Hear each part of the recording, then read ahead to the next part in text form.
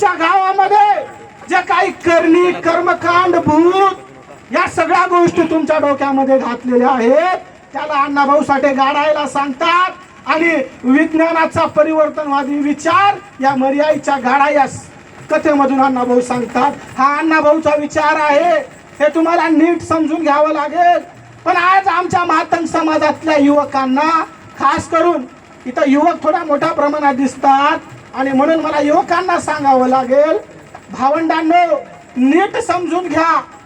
तुम्हाला या महाराष्ट्रामध्ये परिवर्तनवादी विचारापासून तोडून अण्णाभाऊ साठेंच्या विचाराचा नेमका खरा गाभा काय आहे यापासून तुम्हाला कायम दूर ठेवलं जातं आणि तुम्हाला आभासी असं वाटणारं साहित्य, आभासी वाटणारं असं तत्वज्ञान सांगलं जातं.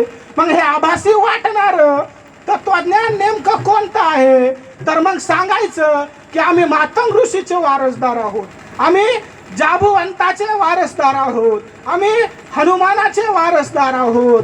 हे सगळं थोतांड आणि अत्यंत बुद्धीला न पटणारं तत्वज्ञान आहे. भावंडांनो, तुम्हा कुणाला तरी माहित आहे का मातंग ऋषीचा उगम कुठे झालेला आहे?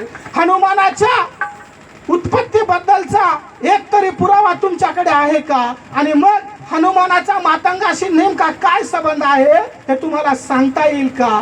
जांबुवंताचा मातंग समाजाशी नेमका कुठला संबंध आहे हे तुम्हाला सांगता येईल का? पण जिवंत तत्वज्ञान कुठलं आहे? तर मग जिवंत तत्वज्ञान आहे मुक्ता साळवेचं. जिवंत तत्वज्ञान कुठलं आहे? लहुजी साळवेचं. जिवंत तत्वज्ञान कुठलं आहे? अण्णाभाऊ साठेंचं. अण्णाभाऊ साठे आम्हाला नीट समजावून सांगितलं जात नाहीये, लहुजी साळवे आम्हाला नीट समजावून सांगितलं जात नाहीये. पण मातंग समाजातल्या युवकांना गुदगुल्या करणारं जाणीवपूर्वक तत्वज्ञान इथली मनुवादी व्यवस्था पेरत आहे. म्हणून तुम्ही नीट समजून घ्या. अण्णाभाऊ साठे जयंती हा कार्यक्रम इथं येऊन गाणे ऐकून जाण्याचा कार्यक्रम नाही, दरवर्षी जयंती साजरी करण्याचा कार्यक्रम नाही, तर या मनुवादी व्यवस्थेला हाणून पाडण्यासाठी तुम्ही नेमके ते विचार आत्मसात करून इथली मनुवादी व्यवस्था समजून घेण्यासाठीचा कार्यक्रम आहे. म्हणून हे नीट समजून घ्या. अण्णाभाऊ साठेला काय सांगायचंय? विठू महार या कथेमधून अण्णाभाऊ साठे नेमका काय सांगू इच्छितात? जर तुम्ही विठू महार ही कथा अण्णाभाऊ साठेंची वाचली तर त्या विठू महार या कथेमधून अण्णाभाऊ सांगतात, गावामध्ये हा विठू महार नवीन जोडे आणि कापडं घालून हिंडत असतो. त्या गावातील सवर्णांना डोळ्यात त्यांच्या सलत आणि मग त्या गावातील सवर्ण त्या विठू महाराला मारतात, हाणतात आणि सांगतात की विठू महार, तुला आमच्या गावामध्ये चांगले जोडे चांगले कपडे घालून हिंडता येणार नाही. त्यावेळेस तो विठू महार म्हणतो, मी आज शपथ घेतोय, महार म्हणून जन्माला आलो असलो तरी मी महार म्हणून मरणार नाही. आणि मग मराठवाडा मुक्ती संग्रामाचा लढा होतो आणि त्या मराठवाडा मुक्ती संग्रामाच्या नंतर निवडणुका होतात आणि त्याच निवडणुकीमध्ये तो विठू महार गावचा पाटील होतो आणि पाटील झाल्यानंतर म्हणतो की मी बाबासाहेबांना सांगितलं होतं की मी हिंदू म्हणून मरणार, जन्माला आलो असलो तरी मी हिंदू म्हणून मरणार नाही. त्याचप्रमाणे मी महार म्हणून जन्माला आलो असलो, मी मांग म्हणून जन्माला आलो असलो तरी मी मांग म्हणून मरणार नाही, मी या गावचा पाटील म्हणूनच मरणार आहे. हा अण्णाभाऊचा स्वाभिमानी विचार आहे. तुम्ही तो घेतला पाहिजे, तो नीट समजून घेतला पाहिजे. आणि तो जर तुम्ही नीट समजून घेतला नाही तर इथली मनुवादी व्यवस्था तुम्हाला गुलाम केल्याशिवाय राहणार नाही. तुमच्या लेकरांना दंगलीमध्ये पाठवायचं आणि मग तुमच्या लेकरांच्या कत्तली घडवून आणायच्या. हे एक नवं षडयंत्र या देशामध्ये चालू आहे, ते नीट समजून घ्या. आज गणपती बसले, विघ्नहर्ता बसले, त्या विघ्नहर्त्याला माझा प्रश्न आहे की हे विघ्नहर्त्या तुला का कळत नाही? अरे जेव्हा तुझ्या मिरवणुका निघतात त्यामध्ये आम्ही हिंदू असतो, आम्ही हिंदू म्हणून सामील होतो आणि त्या मिरवणुकीला साजरं करण्याचं काम करतो. पण तुझ्या जेव्हा जेवणावळी लागतात तेव्हा मात्र आम्ही मांग होतो, तेव्हा आम्ही हिंदू का राहत नाही? असा प्रश्न तुम्हाला का पडत नाही भावांनो? त्या विघ्नहर्त्याला अजूनही आम्हाला मागच ठेवायचं आहे का? काय हे सगळे षडयंत्र होत आहे? या देशातली जातीय उतरंड नेमकं तुम्हाला कुठं नेऊ इच्छिते हे जरा नीट समजून घ्या. हा अण्णाभाऊचा विचार आहे, हा बाबासाहेब आंबेडकरांचा विचार आहे, हा फुले शाहू आंबेडकरांचा विचार आहे. 2 मिनिटं थांबा भाऊ, 2 मिनिटं थांबा, 5-10 मिनिटात संपवतो. हा अण्णाभाऊ साठेंचा विचार आहे, तो नीट समजून घ्या. काय झालं, 1 ऑगस्टला अण्णाभाऊ साठेची जयंती सुरू झाली आणि जालन्यामध्ये भाजपच्या एका मंत्र्यानं कार्यक्रम घेतला अण्णाभाऊ साठे जयंतीचा आणि त्या जयंतीच्या कार्यक्रमामध्ये गौतमी पाटीलला बोलवलं. त्या नेत्याचं नाव आहे रावसाहेब दानवे. त्याचा मुलगा सुद्धा आमदार आहे. त्या आमदार असलेल्या, त्या मंत्री असलेल्या माणसानं अण्णाभाऊ साठे जयंतीच्या दिवशी कुणाचा कार्यक्रम घेतला? गौतमी पाटीलचा कार्यक्रम घेतला. भावंडांनो, सावरकरच्या जयंतीला ते गौतमी पाटीलचा कार्यक्रम लावतील का? तुमचे डोसके भानावर आहेत का नाही? एवढे शंड झालाय का तुम्ही? पण तुम्ही जर भानावर नसले तर हे उद्या सरसकट 30 दिवस जिथे कुठे जातील तिथे सुद्धा गौतमी पाटीलचा कार्यक्रम लावतील. पण या महाराष्ट्रामध्ये स्वाभिमानी नावाचा एक अजिंक्य चांदणे नावाचा कार्यकर्ता काम करतो. त्या अजिंक्य चांदणेनं फेसबुकवर एक पोस्ट टाकली आणि त्यावर लिहिलं की रावसाहेब दानवे, तुमचं डोसकं फिरलंय का? आम्ही तुम्हाला जेवढे पाहिजे तेवढे पैसे देतो. सावरकर जयंतीला तुम्ही सनी लिओनचा कार्यक्रम लावा आणि जर तुम्ही 1 ऑगस्टला अण्णाभाऊ साठे जयंतीच्या दिनी गौतमी पाटीलचा कार्यक्रम घेतला तर तुम्हाला महाराष्ट्रात फिरू देणार नाही. ही 11 वाजता पोस्ट केली भाऊ अजिंक्य चांदणेनं. 2 वाजता ते कार्यक्रम कॅन्सल झाला. तुम्ही किती स्वाभिमानी आहे त्यावर तुमच्या समाजाची कुवत ठरत असते आणि म्हणून तुम्ही तुमच्या समाजाचं भान, तुमचं सुद्धा स्वतःचं भान, ही जी लोक अण्णाभाऊ साठेची प्रतिमा मलिन करू इच्छितात त्यांना नेमकं ओळखा आणि त्यांना सांगा की तुम्ही स्वाभिमानी समाजाची लेकरं आहेत. माजलेलं आणि मस्तावलेलं सुद्धा जनावर असेल ना तर त्याची टरटर अंडी करणारी जात म्हणजे मातंग जात आहे हे तुम्ही सांगितलं पाहिजे. तुम्ही कुठल्या झोपेमध्ये आहेत? निद्रेमध्ये आहेत का? ही सगळी व्यवस्था तुम्हाला नागावते आहे, नाचवते आहे, वाटेल तसं नाचवते आहे, तरी तुम्ही झोपेतच. किती दिवस झोपेमध्ये राहायचं? जरा हा नीट विचार समजून घ्या. कल्पनेत जगणं सोडा, कल्पनेत जगणं सोडा. वास्तवात नेमका हा अण्णाभाऊ साठेंचा विचार काय आहे ते समजून घ्या. जालन्याची दुसरी गोष्ट सांगतो. जालन्यामध्ये मातंग समाजाच्या एका मुलाचा खून झाला. त्यावर सकल मातंग समाजाच्या वतीनं मोर्चा निघाला. मी जरा असं त्यावर लक्ष दिलं, नेमकी कुठली गोम आहे त्यावर मला लक्षात आलं की तो त्या मातंग समाजाचा मुलाचा खून तिथल्या मुस्लिम एका व्यक्तीनं केलेला होता. मुस्लिम व्यक्तीनं मातंग समाजाचा खून केला म्हणून तिथे सकल मातंग समाजाच्या वतीने मोर्चा निघाला.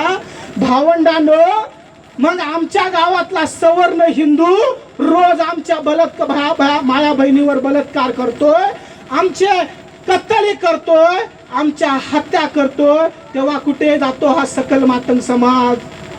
जेव्हा मुसलमान एखादा जर मांगाचा पोराचा खून करत असेल तेव्हा हिंदू म्हणून तुम्ही मोर्चे काढता.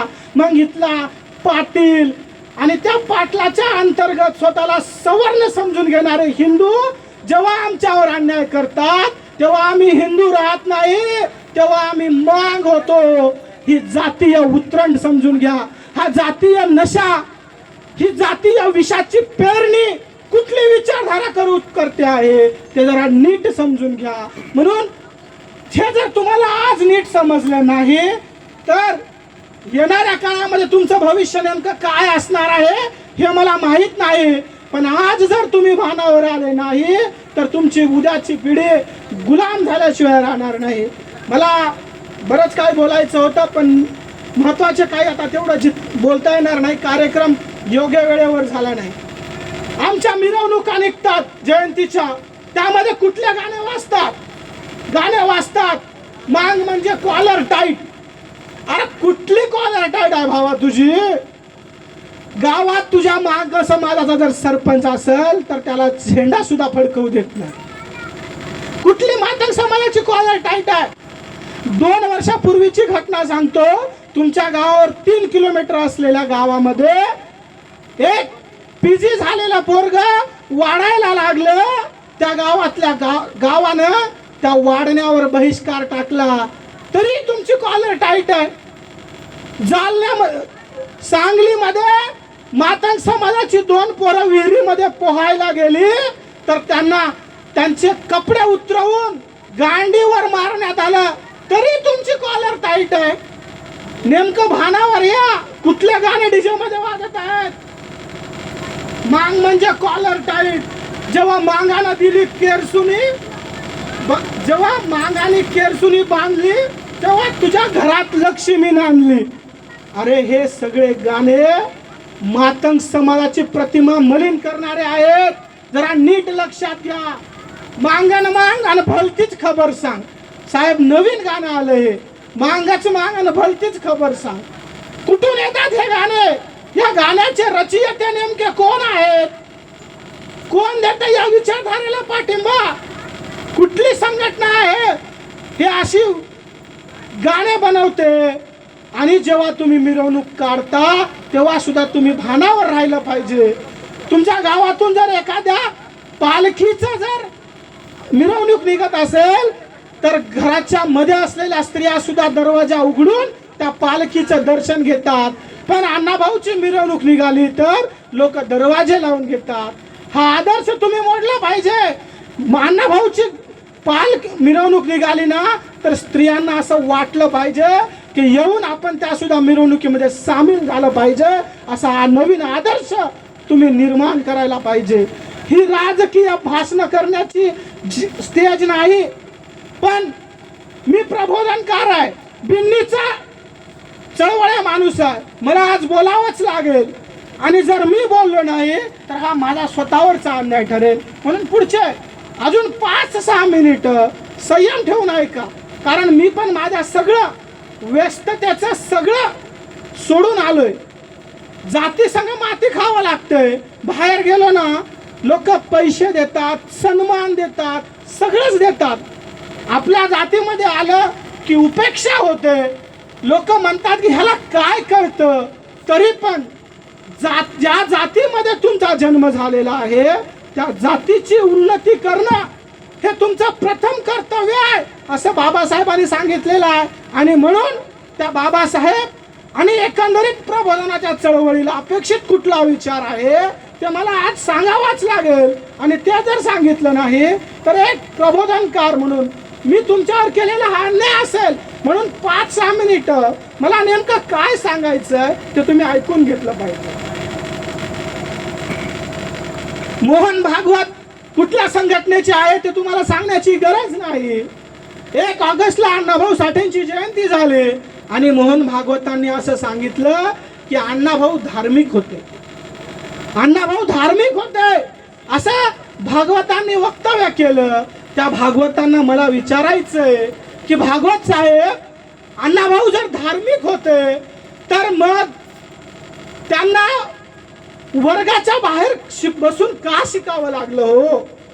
तुमच्या धर्माशी निगडीत होते ना ते. मग हा कुठला धर्म आहे जो अण्णाभाऊ साठेला नीट वर्गात सुद्धा येऊ देत नाही आणि अण्णाभाऊ साठेला वर्गाच्या बाहेर बसून शिकावं लागतं? ही कुठली धार्मिकता आहे? हे जरा नीट समजून घ्या. हे जर आज तुम्ही समजून घेतलं नाही तर तुमची उद्याची पिढी गुलाम म्हणून जन्माला येणार आहे.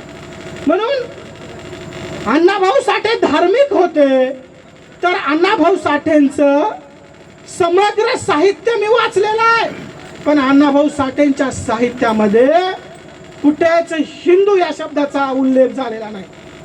झाला असेल तर त्याचा पुरावा म्हणून मला माझ्याकडे पाठवा, मी त्यात सुधारणा करून घेतो. भागवत साहेब म्हणतात की अण्णाभाऊ साठे धार्मिक होते. मग जर अण्णाभाऊ साठे धार्मिक असतील तर ज्यांनी त्या नायक निर्माण केले ते मग चित्र असेल, वारणेचा वाघ असेल, माकडीचा माळ असेल, सावळा मांग असेल, माझे माहेर वाघदरा असेल आणि निळू मांग असेल, ही जी सगळी लोक होती ती धर्माच्या अन्यायानं पिछाडलेली होती, धर्मानं अन्यायग्रस्त होती. मग अण्णाभाऊ साठे धर्माच्याच विरोधात आपले नायक का उभे करतात, हे कुठेतरी तुम्हाला समजून घ्यावं लागेल. हे तुम्हाला समजून घ्यावं लागेल की अण्णाभाऊ साठेंचं नेमकं काय साहित्य आहे आणि अण्णाभाऊ साठेंना नेमकं काय सांगायचं आहे. माझे माहेर वाघदरा हा धडा तुम्ही सर्वांनी शिकलेला आहे. माझे माहेर वाघदरा या धड्याच्या विचाराचा केंद्रबिंदू काय आहे, तर सावळा नावाचा मांग त्या वाघदऱ्यातून जात असताना त्याला एक स्त्री दिसते आणि एक पुरुष दिसतो, तो तिचा वडील असतो. त्या वडिलाला आणि स्त्रीला पाहिल्यानंतर सावळा मांग आपला घोडा त्याच्या मागे लावतो आणि त्याला विचारतो की बाबा तू आपल्या लेकीला घेऊन कुठे जातोस.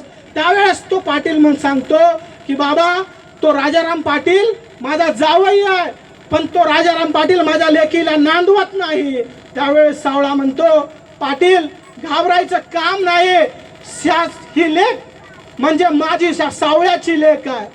सावळा त्या व्यक्तीला आणि त्या पोरीला घेऊन राजाराम पाटलाच्या घरी जातो आणि त्या राजाराम पाटलाला तंबी देतो, राजाराम पाटील ही लेक माझी लेक आहे आणि जर हिला का तुझ्यापासून त्रास झाला तर तुझं मुंडकं छाटीन.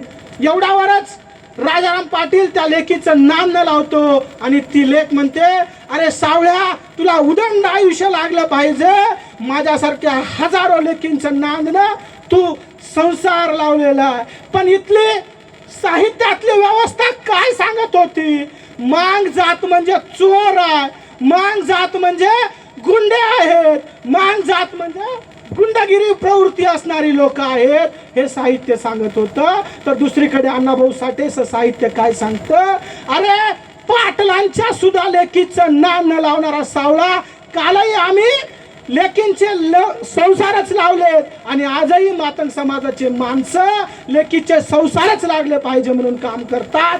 पण तुम्ही जे पाटला आहात ना गावातले, त्याने तुमचं मूल्यमापन करा. आम्ही कालही सावळ्याच्या माध्यमातून तुमच्या लेकी बाळीचं नामच लावलंय आणि आज सुद्धा आम्ही हा परिवर्तनाचा प्रवीण गायकवाडवर हल्ला झाला. प्रवीण गायकवाड आमच्या जातीचा माणूस नाही, प्रवीण गायकवाड हे प्रस्थापित मराठा जातीत आहेत. पण ज्या वेळेस प्रवीण गायकवाडवर हल्ला झाला त्यावेळेस या ज्योतीमध्ये पहिल्यांदा निवेदन कोणी दिलं असेल तर ते राहुल गाय कांबळे आणि राहुल गाय कांबळेच्या साथीदारांना दिलेलं आहे. हे तुम्ही जरा नीट लक्षात घ्या.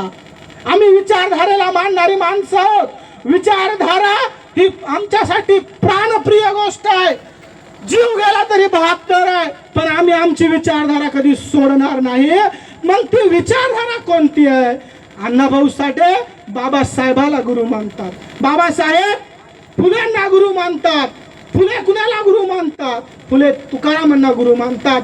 तुकाराम कुणाला गुरु मानतात? तुकाराम भगवान गौतम बुद्धाला मानतात. ही विचाराची कडी आहे, हे जरा नीट समजून घ्या.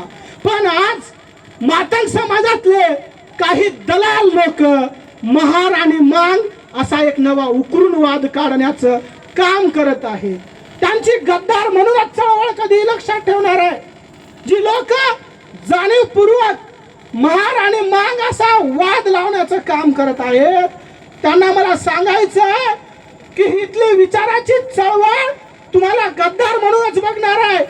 पण इथल्या समाज बांधवांनो, तुम्ही जरा हे नीट लक्षात घ्या.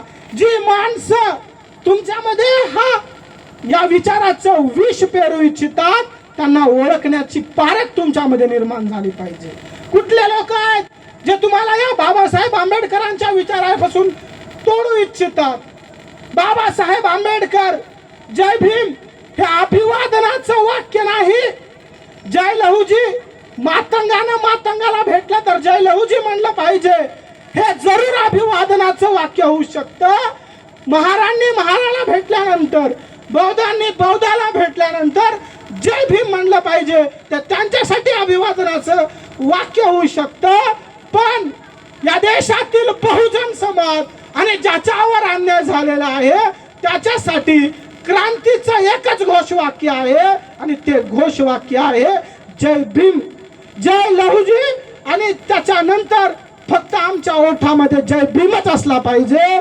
ज्या गावामध्ये जय भीम नाही त्या गावामध्ये जय भीम पेरणं हे मी माझी प्रयोगशाळा समजतो आणि त्या प्रयोगशाळेचा पहिला प्रयोग म्हणजे कोलांडी गाव आहे. या गावाच्या नंतर ही जयंती आणि माझं भाषण झाल्यानंतर एक जरी पोरग माझ्या अस्मितेसोबत जय लहुजी सोबत जय भीम म्हणायला लागलं तरी मी ही जे आज बोलत आहे तो बोलण्याचा कार्यक्रम यशस्वी झाला असं समजतो. मी इथं एंटरटेनमेंट करायला अजिबात आलेलो नाही. माझा पिंड सामाजिक आहे. माझी जी विचाराची बांधिलकी आहे त्या बांधिलकीच्या बद्दल मला बोलावंच लागेल भावंडांनो, आणि ते तुम्ही ऐकूनच घेतलं पाहिजे. काय झालंय, समाजात कुणी यायचं आणि सांगायचं की तुम्ही जय हो म्हणा, आम्ही तुमच्या मागे येतो. पण आता पसरा हे थोडं सोडा. तुकाराम महाराज सांगितले आम्हाला, बोले तैसा चाले त्याची वंदावी पाऊले. पण आजचे कार्यकर्ते तसे नाहीत. तुम्ही कुठले कार्यकर्ते प्रबोधनाच्या चळवळीचं काम करत आहेत ते ओळखा आणि तुकाराम महाराजांना जे सांगितलं त्याच्यामध्ये थोडासा बदल करा. तुकाराम महाराज म्हणाले की बोले तैसा चाले त्याची वंदावी पाऊले, पण आपण त्याच्यात बदल करू. बोले तैसा थोडा थोडा तरी चाले त्याचीही वंदावी पाऊले, पण बोले तैसा थोडाही न चाले त्याची तोडावी पावले म्हणण्याची वेळ आलेल्या युवकांनो. जी लोक तुमच्याकडे येऊन खोटं तत्वज्ञान सांगतील, मातंग ऋषीचा बडावा सांगतील, आमचं जाबुवंतासोबत कनेक्शन लावायला लागतील, आमचं हनुमानासोबत कनेक्शन लावायला लागतील, त्या लोकांना मी जे सांगितलंय पाऊलं तोडण्याचा कार्यक्रम तुम्ही आता नीट घ्यात यायला पाहिजे, तरच तुम्ही काय करू शकता. मी तुम्हाला सामाजिक चळवळीबद्दल सांगितलं, या देशातील जातीय उतरंडीबद्दल सांगितलं, पण समस्या सांगून होत नाही, त्याच्यावरचे काही उत्तरं सुद्धा सांगावी लागतात. मग उत्तरं काय आहेत? या देशामधली ही जी अराजकता माजवणारी व्यवस्था आहे त्याला संपवायचं आहे, तर आपल्याकडे मार्ग असला पाहिजे, आपल्याकडे उपाय असायला पाहिजे. ते कुठले उपाय आहेत? अर्थसत्ता, धर्मसत्ता, राजसत्ता, शिक्षण सत्ता आणि प्रचार प्रसार माध्यम सत्तेमध्ये तुमचे लोक तुम्हाला पाठवावं लागतील. तुम्ही अशा किती जयंत्या घेतल्या तरी परिवर्तनाची लाट येऊ शकत नाही जोपर्यंत तुमची माणसं, मी जे आता ह्या 5 सत्ता सांगितल्या, या देशातल्या भक्कम समाजाचे तुम्ही जेव्हा अभ्यास कराल तेव्हा तुम्हाला एकच कॉमन गोष्ट दिसेल, या 5 सत्तेमध्ये या समाजाच्या लोकांचं प्रमाण अत्यंत आहे. मग तुम्हाला जर तुमच्या समाजाची कुवत वाढवायची असेल तर अर्थसत्ता, राजसत्ता, धर्मसत्ता, शिक्षण सत्ता आणि प्रचार प्रसार माध्यम सत्तेमध्ये तुमचे लोक जावे लागतील. मग हे लोक पाठवणं म्हणजे काय? शिवाजी महाराजांच्या काळामध्ये गड किल्ले होऊन गेले. आजचे गड किल्ले कोणते आहेत? तुमच्या तहसीलचा तहसीलदार होणं म्हणजे आजचा मावळा होणं आहे. तुमच्या जिल्ह्याचा SP होणं म्हणजे आजचा मावळा होणं आहे. तुमच्या जिल्ह्याचा कलेक्टर होणं म्हणजे तुमचा मावळा होण्यासारखं आहे. न्याय व्यवस्थेमध्ये तुमचे लोक गेले पाहिजेत. स्वाभिमान कसा असायला पाहिजे जरा नीट लक्षात घ्या भावंडांनो. अण्णाभाऊ साठे चिरागनगरच्या झोपडीमध्ये बसलेले असतात त्यावेळेस आचार्य अत्रे नावाचे भरडे वक्ते आणि सुपरिचित महाराष्ट्राला असलेलं व्यक्तिमत्व अण्णाभाऊ साठेला जातं आणि ते जातं अण्णाभाऊ साठेकडे आणि म्हणतं, अण्णाभाऊ तुम्ही या घुशीच्या गुहेमध्ये काय बसलात? त्यावेळेस अण्णाभाऊची समोरून डरकाळी येते आणि आचार्य आत्रेंना सांगतात की आत्रे, ही घुशेची गुहा नाही, हा ही वाघाची गुहा आहे. हा आमचा स्वाभिमान असायला पाहिजे. भावंडांनो, चंद्रकांत पाटील या मंत्र्यानं बाबासाहेब आंबेडकरांबद्दल गरळ ओकली. स्वाभिमानी पॅंथर असलेल्या पॅंथरनं त्याच्या घरात जाऊन त्याच्या तोंडावर शाई फेकली. अण्णाभाऊच्या पुतळ्याची जरी विटंबना झाली ना तर मातंगाचे लोक रस्त्यावर सुद्धा यायला तयार नाहीत.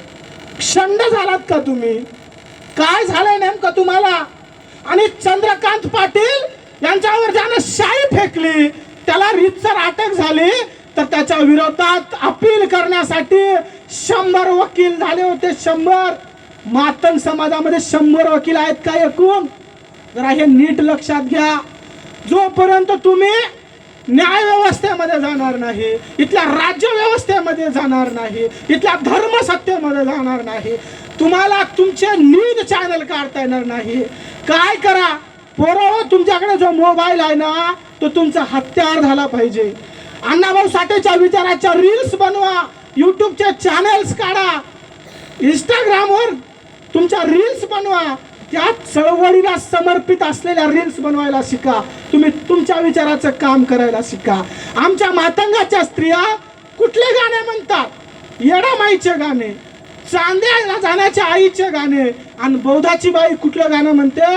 अरे कुठलं गाणं म्हणते बौद्धाची गाणे? बाई, ती बाई गाणं म्हणते, अरे आम्ही खातो त्या भाकरीवर बाबासाहेबाची सही आहे. जरा नीट लक्षात घ्या, आमच्यातला आणि त्यांच्यातला काय फरक आहे. आमची बाई कुठलं गाणं म्हणते? आमची बाई चांद्याच्या आईचं गाणं म्हणते, आणि त्यांची बाई म्हणते मी खातो त्या भाकरीवर बाबासाहेबाची सही आहे. हा आमच्यातला फरक आहे. म्हणून मातंग समाजाचं पोरगही कोटच घालतंय आणि बौद्धाचं पोरगही कोटच घालतंय, पण दोघांचा आदर्श वेगळा आहे. मातंगाचं पोरग बँड वाजवण्यासाठी कोट घालतं आणि बौद्धाचं पोरग वकील होण्यासाठी कोट घालतं. पण प्रथम तुम्ही आदर्श बदला. जोपर्यंत तुम्ही आदर्श बदलणार नाही तोपर्यंत तुमच्या समाजामध्ये परिवर्तनाचा विचार रुजू होऊ शकत नाही. शेवटचे 2 मिनिटं बोलणार आहे आणि थांबणार आहे. जे मी काही सांगितलेलं आहे आतापर्यंत त्यावर तुम्ही विचार करा. आणि बाबासाहेब म्हणाले सगळ्या समस्येची किल्ली राजकारण आहे. तुम्हाला तुमच्या मताचं राजकारण सुद्धा करता आलं पाहिजे. पुढे निवडणुका आहेत. कुठल्या निवडणुका आहेत ते तुम्हाला माहित आहे. लोक तुमच्याकडे येतील, तुमच्या हातामध्ये मताचा जोगवा, तुमच्या हातामध्ये मताचा जोगवा आहे. तो मताचा जोगवा तुमच्या विचाराचे कोणते लोक आहेत त्यांच्या झोळीमध्ये टाका. आणि जर तुम्ही चुकीच्या लोकांना मतदान केलं तर मात्र तुम्हाला गुलामच होऊन राहावं लागेल. एवढंच बोलतो आणि थांबतो. धन्यवाद.